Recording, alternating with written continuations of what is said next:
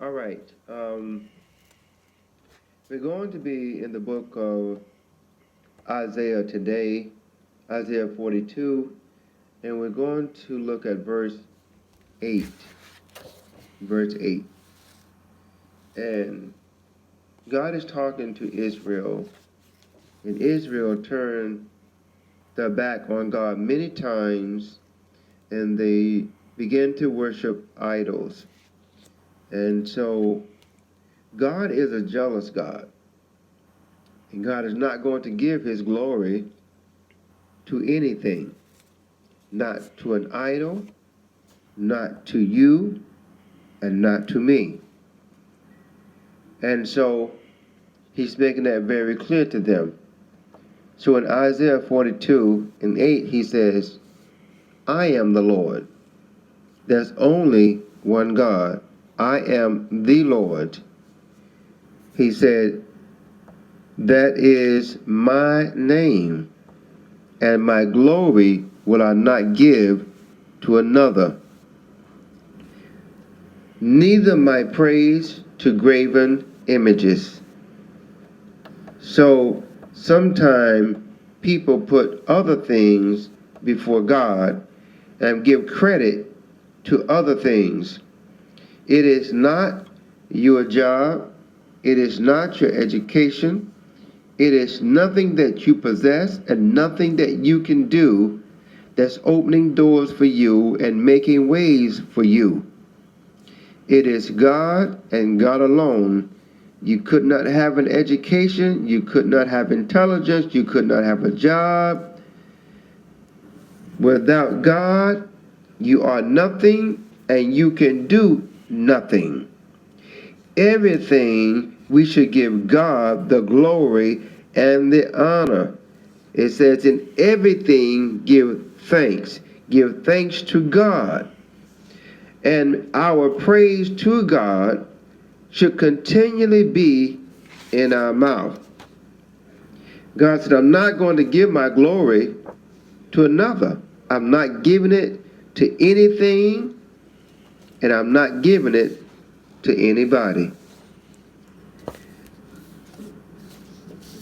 God's not going to give his glory to your doctor. It doesn't matter how good he is, if he's the best of the best, people still die. The woman with the issue of blood spent all her money going to the doctors, and she was probably going to the best doctors they had. But her money was spent, and now she was poor, and she still was bleeding to death. She had to finally realize that Jesus was the only one that could help her. We must understand that Jesus is the only one that can help us. The song said, let Jesus fix it for you, for he knows just what to do. And when you pray, let him have his way. Let Jesus fix it for you. He's not going to give his glory to your doctor. She had to give God the glory after going to all the doctors, not getting any better. The doctors can operate on you with all the newest technology, robotics. It doesn't matter. When they finish doing what they do, you can still die. Doctors give you a 50-50 chance, and they know that they cannot guarantee you that you will live after the operation. People have died after having heart operations, all kinds of operations. Operations to get rid of cancer, but yet they could not get all the cancer. Some people, it's just too late. They're in the third or fourth stage, and the doctor said, we can't do anything for you. It is up to God. God's not going to give his glory to anyone else. Doesn't matter how good the doctors are. They're just men. They're just men that have learned skills. But God has to do the healing for you. And he's not going to give his glory to another. He said, I will not do that. He said, I'm a jealous God. And he won't give it to anybody. He won't give it to your lawyer. It doesn't matter if you have the best lawyer in the world that's won every case, basically has a success rate of getting people off the death row, and has the best reputation that a lawyer could have. God's not going to give his glory to your lawyer. God's not going to give his glory to anyone. You can have the best lawyers and still be put on death row. You can have the best lawyers and still get life in prison. You spend all of your money and they'll suck you out of all of your money, and still people go to prison and people are put to death with the best lawyers. It's not about the lawyer. It's not about you. It's about God. You must look to Jesus. The Bible said, looking unto Jesus, who is the author and the finisher of your faith. It is not you with all your money. You will spend all your money just like the one with the issue of blood and still will not get the results you're looking for because you're not giving it over to God. You just have to get out of the way. Pray and get out of the way, because God is not going to do it as long as you're claiming your fame and that you did it and telling people how I've spent all of this, I've done this, and I've done that. No.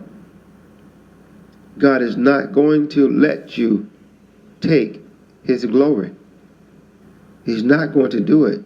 You're just prolonging the process. Maybe God is going to do it, but you're just prolonging it by always putting your 2 cents in, thinking that I've got this. No, you don't have it. God's got it if you let him have it. But he's not going to give you the glory. You say, well, I'm not taking the glory. I don't claim anything. We can claim God's glory without even realizing it. In your conversation, just telling everybody how you did this and how you're going to do this and how you're going to fight and all of that, you're taking God's glory. We need to sit back. Sometimes God is just telling you just to get out the way, sit back, relax. I got it. But we always feel like we have to put our hands in there somehow, that we have to be involved. All you need to do is to pray and let go and let God, unless he's directing you to do something. But other than that, we just need to get back, because God can open doors that no man can shut. God can open doors that you'll never be able to open. With all of your money, with all your friends, all of your influence, and the door is still shut. Only God has the key to open the door. But he's not going to open it if you think you open it. So you just need to step back, because you can't do it. In anything that you do, Jesus said, without me, you can do nothing. And we must come to the place to realize that that is the word, that is true, and without him, we are nothing, and without him, we can do nothing. I'm going to take you to 2 Corinthians chapter 12. We'll start looking at verse 8. 2 Corinthians 12, and we're going to start at verse 8. For this thing, Paul is saying, for this thing I besought the Lord thrice. 3 times I sought God, that it might depart from me. Paul is talking about the thorn in the flesh, the messenger of Satan to buffet him. He said, I sought God about that. Because he says, and he said unto me, God responds, my grace is sufficient for thee, for my strength is made perfect in weakness. Excuse me. God is saying, responding to Paul, and said, my grace is sufficient, is adequate for thee.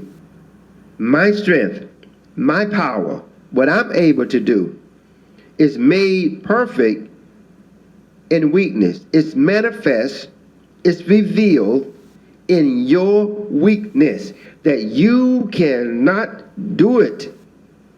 You must realize you cannot do it. And God will not show up in your weak strength. Where we think we're strong, where we think we're intelligent, where we think we have it under control, God will not show up in that, because you're going to take the glory.